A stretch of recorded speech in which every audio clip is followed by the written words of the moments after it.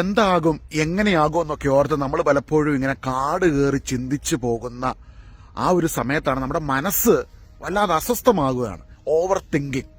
ചിലപ്പോൾ നിങ്ങൾക്ക് അടുത്ത ആഴ്ച ഒരു കാര്യം ചെയ്തു തീർക്കേണ്ടതായിട്ടുണ്ടായിരിക്കും. അത് ചെയ്തു തീർക്കാൻ പറ്റുമോ, എങ്ങനെയാകും, എന്താകും, നിങ്ങളുടെ എക്സാം എങ്ങനെയാകും, ചിലപ്പോൾ നിങ്ങൾ മക്കളെക്കുറിച്ച് ഓർത്തായിരിക്കും മക്കളുടെ ഭാവി എന്താകും.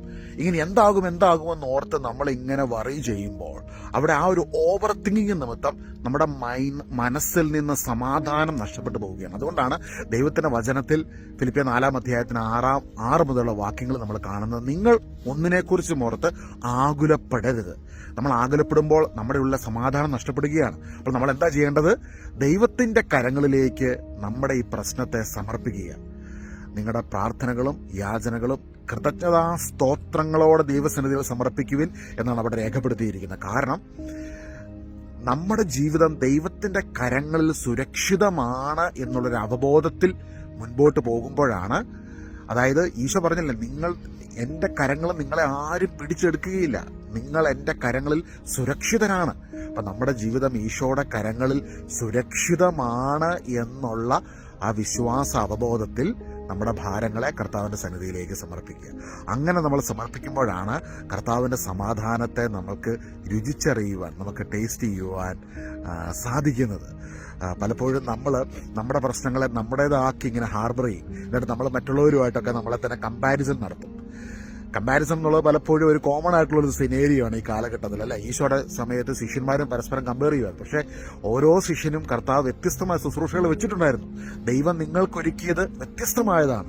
നിങ്ങൾക്ക് ദൈവം അനുഭവിക്കുവാൻ നൽകുന്ന നന്മകൾ വ്യത്യസ്തമായതാണ്. അത് നിങ്ങളുടെ ലൈഫിലേക്ക് കടന്നു വരും. ഈ പ്രപഞ്ചത്തെ വളരെ മനോഹരമായി സൃഷ്ടിച്ച ദൈവത്തിന് നിങ്ങളുടെ ജീവിതത്തെ മനോഹരമാക്കുവാൻ കഴിയും. അപ്പോൾ ഇവിടെ നമ്മൾ കമ്പാരിസൺ നിർത്തുക, നമ്മുടെ ഭാരങ്ങളെ കർത്താവിനെ സമർപ്പിക്കുക.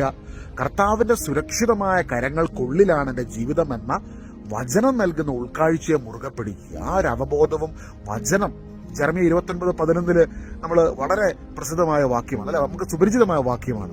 ദൈവത്തിന് നമ്മളെക്കുറിച്ചൊരു പദ്ധതിയുണ്ട്, നിന്നെക്കുറിച്ചൊരു പദ്ധതിയുണ്ട്. അത് നിന്റെ നാശത്തിനല്ല, ക്ഷേമത്തിനുള്ള പദ്ധതിയാണ്. നിനക്ക് ശുഭമായ ഭാവിയും പ്രത്യാശയും നൽകുന്ന പദ്ധതി. അപ്പം ഈശോ നിന്റെ ആത്മാവിനെ സ്നേഹിക്കുന്നു, നിന്നെ സ്നേഹിക്കുന്നു. നിനക്ക് സുരക്ഷിതമായ പ്രത്യാശ നൽകുന്ന ഒരു ബ്രൈറ്റ് ഫ്യൂച്ചർ കർത്താവ് ഒരുക്കിയിട്ടുണ്ട്. ഇനി ദൈവത്തിന്റെ ശക്തമായ കരത്തിന് കീഴിൽ നീ താഴ്മയോടെ നിൽക്കുക. At right time in the right place. ദൈവത്തിന്റെ ആത്മാവ് നിന്നെ നിയോഗിച്ച് നിർത്തും. നീ മറ്റുള്ളവരുമായിട്ട് കമ്പയർ ചെയ്ത് ഓവർ തിങ്കിങ് ചെയ്ത് ഉള്ള ഉറക്കവും സ്വസ്ഥതയും കൂടെ നഷ്ടപ്പെടുത്തുവാനല്ല, കർത്താവിന്റെ കരത്തിന് കീഴിൽ താഴ്മയോടെ നിൽക്കുക. അവിടെ നിന്നെ റൈറ്റ് പ്ലേസിൽ റൈറ്റ് ടൈമിൽ നിന്നെ കൊണ്ടുപോയി നിർത്തും, നിന്നെ ഉയർത്തും. ചിലപ്പോൾ ഇങ്ങനെ ഓവർ തിങ്കിങ് കാരണം സ്വസ്ഥമായിട്ടൊന്നും ഉറങ്ങാൻ പോലും പറ്റത്തില്ലായിരിക്കും. എന്നാളൊരു വ്യക്തി എന്നോട് പറയുകയാണ്, അദ്ദേഹത്തിന് ഒരുപാട് ബിസിനസ്സും വസ്തുവകളൊക്കെയുള്ള വ്യക്തി, പക്ഷെ അദ്ദേഹം 100 കാര്യങ്ങളെക്കുറിച്ച് ഓർത്ത് ചിന്തിച്ച് ഒരു പ്രശ്നമില്ലെങ്കിലും ഹെൽത്തിനെക്കുറിച്ച് എന്തെങ്കിലുമൊക്കെ കാര്യം ഇങ്ങനെ ഓർത്ത് ഉറങ്ങാൻ പോലും പറ്റുന്നില്ല. ചിലപ്പം വളരെ വില കൂടിയ മാട്രസും ബെഡൊക്കെ മേടിച്ചിട്ടിട്ട് ആൾക്കാർക്ക് ഉറങ്ങാൻ പറ്റുന്നില്ല. അപ്പോൾ ഉറക്കം കിട്ടുന്നത് ദൈവത്തിനൊരു ദാനമാണ്, സമാധാനം ദൈവത്തിനൊരു ദാനമാണ്, സ്വസ്ഥത ദൈവത്തിനൊരു ദാനമാണ്, സന്തോഷത്തോടെ ആയിരിക്കുക അത് ദൈവത്തിനൊരു ദാനമാണ്, ഒന്ന് ചിരിക്കാൻ കഴിയുക അത് ദൈവത്തിനൊരു ദാനമാണ്. അപ്പോൾ ഇന്ന് ഈ മെസ്സേജ് നിങ്ങൾ കേട്ടിട്ട് നിങ്ങളൊന്ന് നടക്കാനൊക്കെ ഇറങ്ങി നിങ്ങളുടെ മനസ്സിലെ ഭാരങ്ങളെല്ലാം ഈശോയ്ക്കൊന്ന് വിട്ടുകൊടുത്ത് ഒന്ന് ഫ്രീ ആയിട്ട് കർത്താവിനോടൊന്ന് സംസാരിച്ച് അല്ലെങ്കിൽ പ്രാർത്ഥനയൊക്കെ ചെല്ലുക. എങ്ങനെയാണെങ്കിലും ദൈവത്തിലേക്ക് എല്ലാ വിഷമങ്ങളെ സമർപ്പിച്ചുകൊണ്ട് നിങ്ങൾ ഫ്രീ ആകുമ്പോഴാണ് ദൈവത്തിന്റെ മഹത്വം നിങ്ങളിലൂടെ വ്യാപരിക്കുക, നിങ്ങളുടെ ജീവിതത്തിലേക്ക് കടന്നു വന്ന് കർത്താവ് അവിടെ ഇടപെടുന്നത് നമുക്ക് കാണുവാനിടയായിത്തീരുന്നത്. അതുകൊണ്ടാണ് ഫിലിപ്പിയർ 4-ാം അധ്യായത്തിന്റെ 7-ാമത്തെ വാക്യത്തിൽ നമ്മൾ കാണുകയാണ്, ബുദ്ധിക്ക് അതീതമായ ദൈവിക സമാധാനം കൊണ്ട് അവിടുന്ന് നിങ്ങളുടെ ആത്മാവിനെയും നിങ്ങളുടെ ചിന്തകളെയും യേശുക്രിസ്തുവിൽ കാത്തുകൊള്ളും, പ്രിസർവ് ചെയ്യും, പ്രൊട്ടക്ട് ചെയ്യുമെന്ന് പറയുന്നത്. കാരണം നമ്മുടെ ചിന്തകൾ ഇങ്ങനെ കാട് കയറി പോവുകയാണ്. അപ്പോൾ ആ മൈൻഡിലേക്ക് ദൈവത്തിന്റെ വലിയ സമാധാനം വന്ന് നിറയപ്പെടുമ്പോൾ നമ്മുടെ ചിന്തകളും മനസ്സും എല്ലാം യേശുക്രിസ്തുവിൽ കാത്തുകൊള്ളും, പ്രിസർവ്ഡ് ആയിരിക്കും. നമ്മൾ പ്രിസർവ് ചെയ്യാന്ന് പറഞ്ഞാൽ എന്താ? പ്രിസർവ് ചെയ്യപ്പെടേണ്ടതിനെയാണ് നമ്മൾ പ്രിസർവ് ചെയ്യുന്നു എന്ന് പറയുന്നത്, അല്ലെ? സംരക്ഷിക്കുന്നു.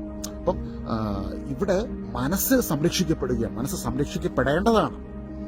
ഈ ചിന്തകൾ ഇങ്ങനെ കാട് കയറി പോകേണ്ടതല്ല.